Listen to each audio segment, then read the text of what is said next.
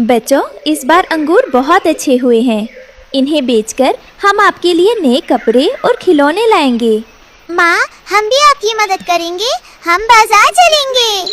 अचानक मौसम बदल गया। जंगल में भयानक लू चलने लगी। सूरज इतना तेज चमकने लगा जैसे आग बरस रही हो। ये गर्मी नाजुक अंगूरों के लिए बहुत खतरनाक थी। सूरज की तेज किरणें और गर्मी की लहरें दिखाई दे रही थी। कालू को उसने अपने अंगूर की बेलें घने बरगद के पेड़ की छांव में लगाई थी, इसलिए धूप वहां तक नहीं पहुंच रही थी। रानो के खेत में तो सीधी धूप पड़ रही है। उसके अंगूर तो जल जाएंगे, लेकिन मेरे अंगूर सुरक्षित रहेंगे। इस बार बाजार का राजा मैं ही बनूंगा। 2 दिन की तेज धूप ने रानो की सारी फसल जला दी। जो अंगूर कल तक हरे और मोटे थे, आज वे सूखकर छोटे और बदसूरत हो गए थे। हे भगवान, ये क्या हो गया? मेरे सारे अंगूर सूख गए। अब इन्हें कौन खरीदेगा? ये तो कचरा बन गए हैं। तभी फड़फड़ की आवाज़ के साथ कालू कौवा वहाँ आ धमका। उसके हाथ में अपने खेत का एक बड़ा हरा और चमकदार अंगूर था। बहुत बुरा हुआ रानो बहन, मैंने तो पहले ही कहा था, खेती करना हर किसी के बस की बात नहीं है। कालू उसे अपना हरा अंगूर दिखाते हुए कहता है, जरा मेरे इस मोती जैसे अंगूर को देखिए, इसे कहते हैं फसल। और अपनी जमीन पर देखिए, ये अंगूर हैं या सूखे हुए कंकर। अब रोने से क्या फायदा? ऐसा कीजिए, ये सब कचरे में फेंक दीजिए और मेरे खेत पर मजदूरी करने आ जाइए। कम से कम भूखी तो नहीं मरोगी। कालू की कड़वी बातें सुनकर और जोर से रोने लगती है, लेकिन कोई जवाब नहीं देती। रानो शाम को खाली हाथ घर लौटी। बच्चों को पता चल गया था कि कुछ बुरा हुआ है। माँ, क्या हम इस बार भी भूखे रहेंगे? कालू काका कह रहे थे कि हमारी फसल मर गई है। नहीं बेटा, फसल सूखी है लेकिन मरी नहीं है। मैं हार नहीं मानूंगी। मैं इन सूखे फलों को ही बाजार ले जाऊंगी। अगली सुबह रानो अपने सूखे अंगूरों को नदी के पानी से साफ कर रही थी। तभी कालू वहां आया। अरे रानो बहन, क्यों मेहनत कर रही हो? ये तो मरे हुए अंगूर हैं, इन्हें नदी में बहा दो। बाजार में लोग फल खरीदते हैं, पत्थर नहीं। कालू भाई, ये मेरी मेहनत है, मैं इसे फेंकूंगी नहीं। शायद कोई गरीब ही इसे सस्ते में खरीद ले। रानो ने सूखे अंगूरों की टोकरी सिर पर उठाई और बाजार की ओर चल पड़ी। टोकरी भारी थी और रानो का मन भी भारी था। रास्ते में हरिया तोता मिलता है। रानो बहन, वापस चली जाइए, वहाँ सब मजाक उड़ाएंगे। कालू के हरे अंगूरों के सामने आपका ये सूखा माल कोई नहीं देखेगा। हरिया भाई, कोशिश करने में क्या बुराई है? अगर नहीं बिका तो मैं खुद खा लूंगी। टोकरी के बोझ से थककर रानो एक पुराने कुएं की जगत पर सुस्ताने के लिए रुकी। वहाँ जंगल के सबसे बुजुर्ग कछुआ दादा धूप सेक रहे थे। रानो बेटी, तुम बहुत थकी हुई लग रही हो। इस टोकरी में क्या है? बहुत मीठी खुशबू आ रही है। दादा, ये मेरे सूखे हुए अंगूर हैं। सब कह रहे हैं ये खराब हैं, लेकिन फेंकने की हिम्मत नहीं हुई। बेटी, दुनिया को अभी इसकी पहचान नहीं है। ये खराब नहीं, बल्कि समय ने इनकी खटास सोख ली है और मिठास भर दी है। तुम घबराना मत, हीरे की परख जौहरी को ही होती है। दादा की बातों ने रानो को थोड़ी हिम्मत दी और वो फिर से बाजार की ओर चल पड़ी। बाजार सजा हुआ था। कालू कौवे ने सबसे आगे अपनी दुकान लगाई थी। उसके हरे अंगूर चमक रहे थे। ताजे रसीले अंगूर, हरे भरे अंगूर, यहाँ आइए, कचरा मत खरीदिए। बाजार में जंगल के सबसे अमीर राजा मोर खरीदारी करने आए थे। उन्हें अपनी पार्टी के लिए सजावट वाले फल चाहिए थे। कालू तुरंत उनके पास पहुंच गया। राजा साहब, देखिए मेरे अंगूर, बिल्कुल पन्ने जैसे हरे और चमकदार, आपकी पार्टी की शान बढ़ा देंगे। वाह, ये तो बहुत सुंदर है। रानो के वो काले सूखे फल तो मेरी मेज की शोभा खराब कर देंगे। कालू, तुम मेरे लिए 10 किलो अंगूर पैक कर दो। शायद कालू सही था। लोग स्वाद नहीं, सुंदरता खरीदते हैं। कालू रानो को चिढ़ाते हुए हंस रहा था। लेकिन उसे नहीं पता था कि राजा मोर सिर्फ सजावट के लिए खरीद रहे हैं, खाने के लिए नहीं। रानो एक कोने में अपनी टोकरी लेकर चुपचाप बैठी थी। उसके सूखे भूरे अंगूर देखकर ग्राहक मुंह फेर लेते थे। छी, ये तो सड़े हुए लग रहे हैं। चलो कालू की दुकान पर चलते हैं। कालू अपने अंगूर लेकर सेठ तोते के पास गया। सेठ ने एक हरा अंगूर चखा और तुरंत थूक दिया। ये अंगूर तो सिर्फ दिखने में अच्छे हैं, ये अंदर से खट्टे हैं, क्योंकि इन्हें धूप नहीं मिली। ये सब बेकार है। लेकिन सेठ जी, ये हरे हैं। सेठ की नजर कोने में बैठी रानो की टोकरी पर पड़ी। वो पास आया और एक सूखा अंगूर उठाकर मुंह में डाला। खाते ही उसकी आंखें चमक उठी। वाह, अद्भुत! ये अंगूर नहीं, ये तो किशमिश है। धूप ने इसका पानी सुखाकर इसे शहद जैसा मीठा बना दिया है। ये तो सोने के भाव बिकेगा। क्या सच में सेठ जी? मुझे लगा ये खराब हो गए हैं। नहीं पगली, ये सबसे कीमती मेवा है। मैं तुम्हारी पूरी टोकरी मुंह मांगी कीमत पर खरीदता हूँ। रानो ढेर सारे पैसे और बच्चों के लिए खिलौने लेकर घर लौटी। कालू अपने खट्टे अंगूर लेकर वापस आ गया था, जो अब कोई नहीं खरीद रहा था। देखा बच्चों, भगवान जो करता है अच्छे के लिए करता है। धूप ने हमारी फसल को जलाया नहीं, बल्कि उसे और कीमती बना दिया। अगले दिन रानो अपने घर के बाहर बच्चों को नए कपड़े पहना रही थी और कुकू गुड़िया खिलौनों से खेल रहे थे। तभी सामने से कालू कौवा धीरे धीरे आता हुआ दिखाई दिया। उसके कंधे पर वही खट्टे अंगूरों की टोकरी थी, जो अब और भी मुरझा गए थे। रानो बहन, क्या तुम मुझे माफ कर सकती हो? कल बाजार में जो हुआ उसने मेरी आंखें खोल दी। मैंने सिर्फ तुम्हारी फसल का ही नहीं, तुम्हारी मेहनत का भी मजाक उड़ाया था। आज मेरे पास ये सुंदर दिखने वाले अंगूर तो हैं, पर इन्हें कोई मुफ्त में भी लेने को तैयार नहीं है। रानो मुस्कुराई और उसने कुकू के हाथ से एक लकड़ी की छोटी गाड़ी लेकर कालू की तरफ बढ़ाई। कालू भाई, हार जीत तो चलती रहती है। धूप ने मेरे अंगूरों को किशमिश बना दिया, लेकिन अगर आप उन अंगूरों को पेड़ की छांव से निकालकर थोड़ी धूप दिखाते तो शायद वे भी मीठे हो जाते। घमंड की छांव हमेशा कड़वाहट ही देती है। कालू ने शर्मिंदगी से सिर झुका लिया। रानो ने आगे बढ़कर कालू की टोकरी से कुछ खट्टे अंगूर लिए। परेशान मत होइए, इन अंगूरों को फेंकिए मत। इनसे हम मिलकर खट्टा मीठा शरबत बनाएंगे और बाजार में बेचेंगे। मेहनत कभी बेकार नहीं जाती, बस तरीका बदलना पड़ता है। कालू की आंखों में आंसू आ गए। उसे समझ आ गया था कि रानो न केवल एक अच्छी किसान है, बल्कि उसका दिल भी उसके किशमिश जैसा ही मीठा है। उस दिन के बाद कालू ने चालाकी छोड़ दी और रानो के साथ मिलकर मेहनत करना शुरू कर दिया। इस कहानी से हमें सीख मिलती है कि मुश्किलें हमें तोड़ने नहीं, बल्कि और मूल्यवान बनाने आती हैं। बस हार मत। जंगल में अंधेरी रात थी। मूसलाधार बारिश और तेज हवाएं कहर बरपा रही थीं। एक कमजोर से पेड़ पर तिनकों के बने घोंसले में हरिया तोता अपने 2 नन्हे बच्चों को पंखों में समेटे कांप रहा था। मत डरो बच्चों, अल्लाह रहम करेगा, ये तूफान गुजर जाएगा। तभी हवा का एक ऐसा झोंका आया कि घोंसले के ऊपर का छप्पर उड़ गया। बारिश का ठंडा पानी सीधा बच्चों पर गिरने लगा। या खुदा, मेरे बच्चों को बचा लो, मैं इन्हें कहाँ लेकर जाऊं? पास के एक मजबूत पेड़ की ओट में एक शिकारी चील ये सब देख रहा था। उसकी आंखें चमक रही थीं।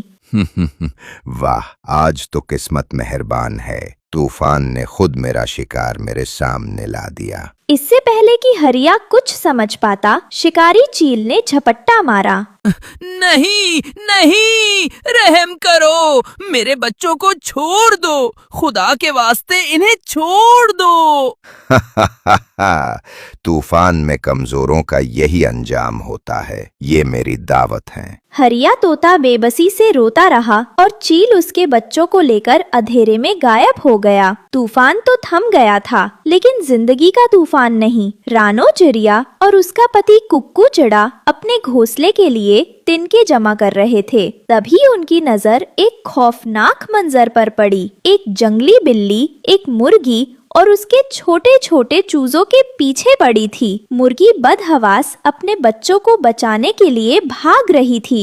भागो बच्चों, जल्दी! लेकिन बिल्ली ने एक चूजे को दबोच ही लिया। देखिए जी, वो बेबस बच्चा।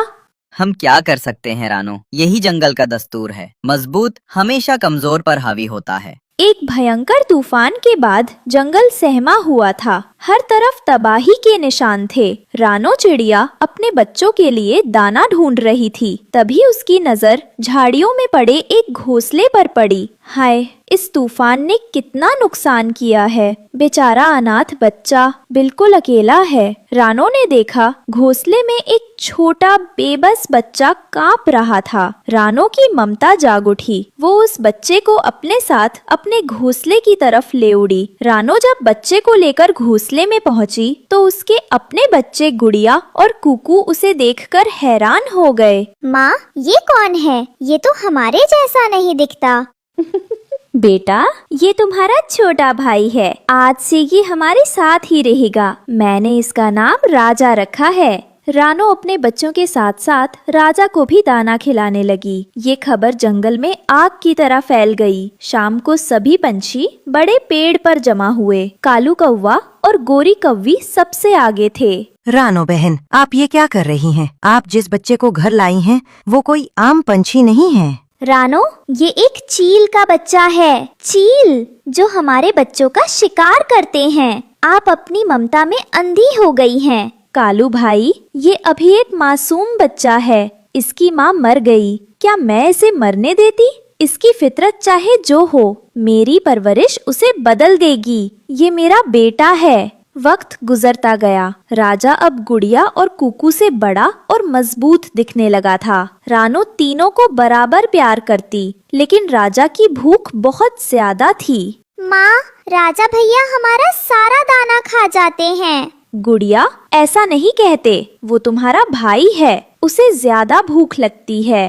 राजा चुपचाप सब देख रहा था। उसकी आंखें जंगल में उड़ते छोटे पंछियों पर टिकी थीं। एक दिन हरिया तोता और बबली कबूतरी जमीन पर दाना चुग रहे थे। तभी रानो का बेटा राजा, जो अब उड़ने लगा था, तेजी से नीचे आया। अरे, ये तो हम पर झपटने लगा था। रानो, संभालो अपने इस बेटे को। राजा, चलो घर चलो। रानो को पहली बार एहसास हुआ कि गोरी कौवी की बातों में कुछ सच्चाई थी। राजा अब बड़ा हो गया था। उसके पंख मजबूत और पंजे नुकीले हो गए थे। एक दिन रानो दाना लेकर लौटी, लेकिन घोंसले का मंजर देखकर रानो की चीख निकल गई। राजा अपने छोटे भाई कुकू चिरा को अपने पंजों में दबाए बैठा था। राजा, छोड़ दो उसे, वो तुम्हारा भाई है। मुझे भूख लगी है माँ।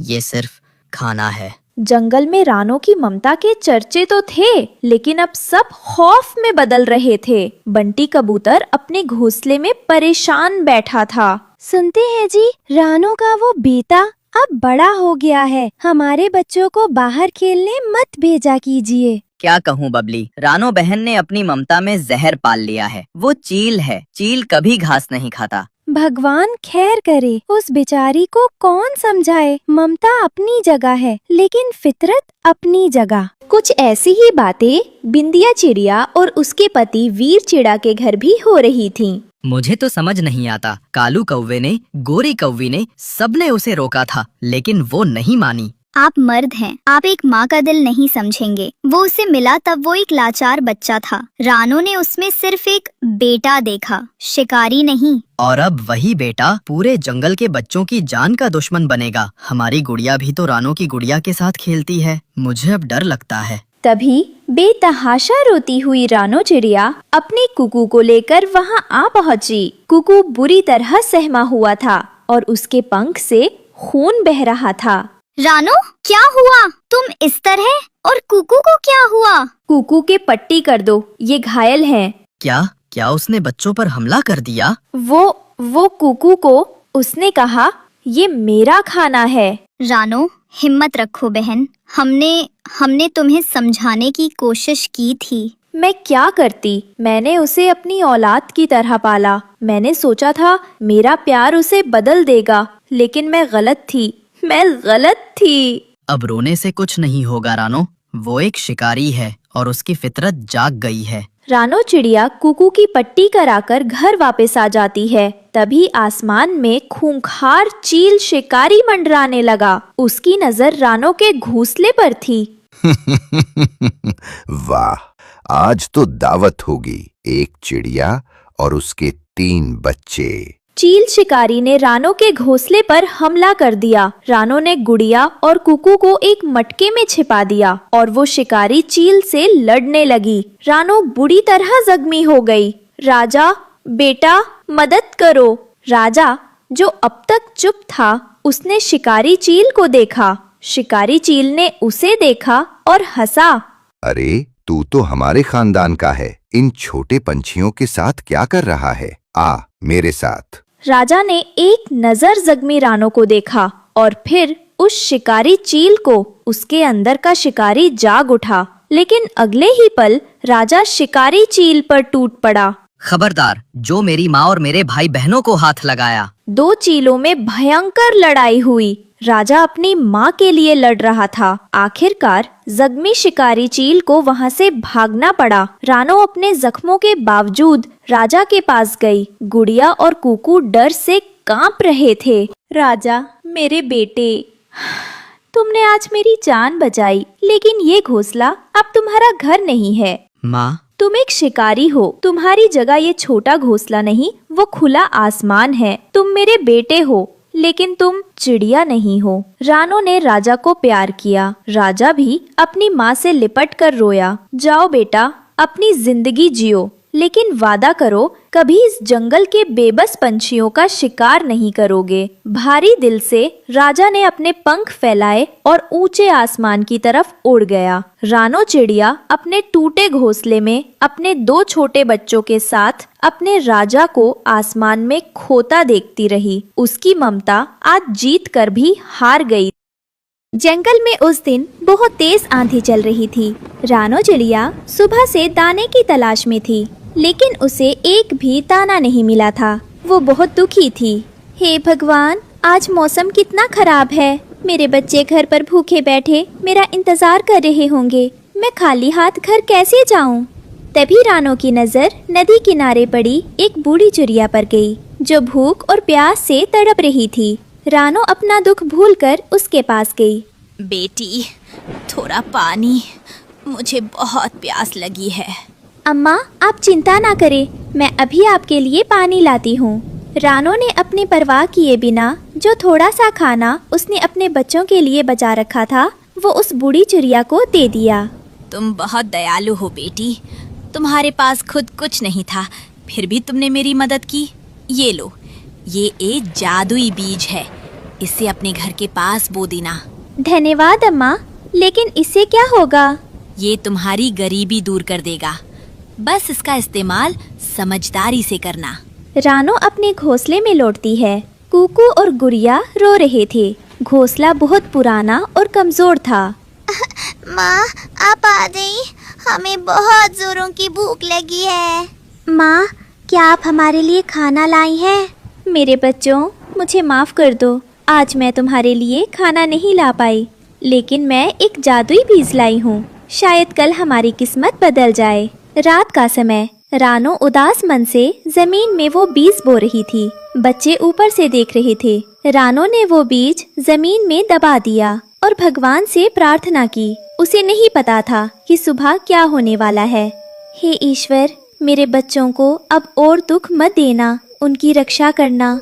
सूरज की पहली किरण के साथ जहाँ बीज बोया था, वहाँ एक बड़ा सुंदर भूरे रंग का चॉकलेट का घर खड़ा था। अगली सुबह जब रानो और बच्चों की नींद खुली तो वे हैरान रह गए। उनकी टूटी हुई डाल के नीचे एक शानदार घर था, जो पूरा का पूरा चॉकलेट का बना था। माँ, देखो, ये तो चॉकलेट का घर है। क्या खुशबू आ रही है। ये तो सचमुच जादू है। चलो बच्चों, अब हमें कभी भूखा नहीं रहना पड़ेगा। बच्चे और रानो घर के अंदर जाते हैं। माँ, ये दीवार कितनी मीठी है। ये तो दुनिया का सबसे अच्छा घर है। धीरे खाओ बच्चों, अब ये हमारा ही घर है। हमें अब धूप और बारिश से डरने की जरूरत नहीं। वे तीनों बहुत खुश थे। उन्हें स्प्लीकी उनके दुख हमेशा के लिए खत्म हो गए हैं। कालू कौवा उस चॉकलेट के घर को अपने पैर से देख रहा था। रानो चिड़िया खिड़की से देख रही थी। अरे वाह, रानो के तो मजे आ गए। चॉकलेट का महल। लेकिन रानो, ये मत भूलो कि प्रकृति के नियम कभी नहीं बदलते। कालू भाई, आप भी आइए और थोड़ा चख लीजिए। नहीं नहीं, मैं तो तिनकों के घोंसले में ही ठीक हूँ। मुझे ये घर कुछ ठीक नहीं लग रहा। दोपहर होते होते सूरज की गर्मी बढ़ने लगी और जैसा कि कालू कौवे ने सोचा था, चॉकलेट का वो सुंदर घर पिघलने लगा। माँ देखो, छत से कुछ टपक रहा है। मेरे पंख चिपचिपे हो रहे हैं। अरे नहीं, ये घर तो पिघल डर रहा है। बच्चों, जल्दी बाहर निकलो। रानो और बच्चे भागने की कोशिश करते हैं, लेकिन दरवाजा पिघलकर जाम हो गया। माँ, ये दरवाजा तो खुल नहीं रहा। अब कैसे बाहर जाएंगे? घबराओ मत गुड़िया, मेरा हाथ पकड़ो। हमें किसी भी तरह इस लालच के महल से निकलना होगा। जोर लगाओ। बड़ी मुश्किल से रानो ने अपने बच्चों को खींचकर बाहर निकाला। देखते ही देखते वो सुंदर महल पिघलकर जमीन पर एक मीठा कीचड़ बन गया। शुक्र है भगवान का, तुम दोनों सुरक्षित हो। हम बाल बाल बचे। माँ, हमारा सुंदर घर और खाना सब खत्म हो गया। अब हम क्या करेंगे? शाम का समय। रानो और बच्चे नदी में नहाकर साफ हो चुके हैं और वापस अपने पुराने टूटे घोंसले को सही कर रहे थे। बच्चों, आज हमने एक बड़ी सीख सीखी है। बिना मेहनत के मिला हुआ जादू ज्यादा दिन नहीं टिकता। तिनका तिनका जोड़कर बनाया हुआ हमारा ये घोंसला ही हमारा असली और सुरक्षित घर है। आप सही कह रही हैं माँ। अब हम लालच नहीं करेंगे, हम मेहनत करेंगे। अगली सुबह रानो और बच्चों ने सोचा था कि मुसीबत टल गई, लेकिन उस मीठी चॉकलेट की खुशबू ने जंगल की चींटियों को बुला लिया था। वे सब रानो के पेड़ पर चढ़ने लगीं। माँ, नीचे देखो, हजारों चींटियाँ हमारे पेड़ पर आ रही हैं। अगर वे ऊपर आ गई तो हमें काट खाएंगी। ओह, ये उसी चॉकलेट के लालच का नतीजा है। हमें तुरंत यहाँ से उड़ना होगा और कुछ दिन किसी दूसरी जगह रहना होगा, जब तक बारिश उस मीठे कीचड़ को साफ ना कर दे। मुझे माफ कर दीजिए माँ, मैंने ही उस घर की जिद की थी। अब हमारा पुराना घर भी खतरे में पड़ गया। चींटियों के डर से रानो अपने बच्चों को लेकर दूर एक खेत में आ गई। आज बच्चों ने भी माँ का हाथ बटाने का फैसला किया। उन्होंने कड़ी मेहनत की। शाबाश बच्चों, देखो, मेहनत से ढूंढा गया ये एक एक दाना कितना कीमती